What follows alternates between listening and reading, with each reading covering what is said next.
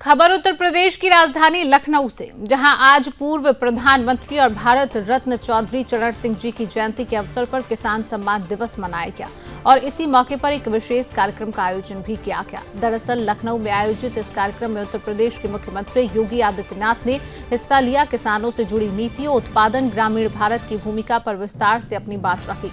यह कार्यक्रम चौधरी चरण सिंह जी की जयंती के अवसर पर आयोजित किया गया था, जिन्हें देश में किसानों के हितों की बुलंद आवाज के रूप में जाना जाता है।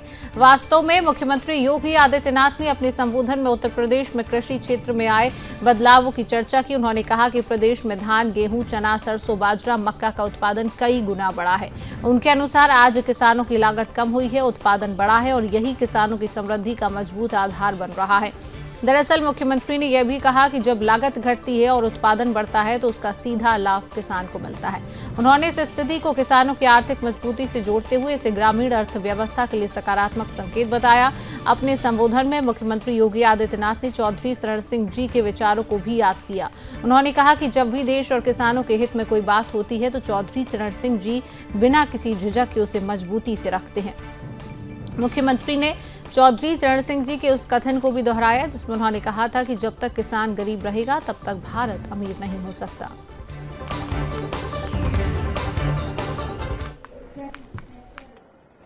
चुनाव के अंदर लोग भले ही भाषण कर लें, लेकिन शासन की किसी भी स्कीम का पार्ट नहीं था। और आज हम इस बात को कह सकते हैं कि किसान को शासन की हर योजना प्राथमिकता के आधार पर उपलब्ध करवाई जा रही है।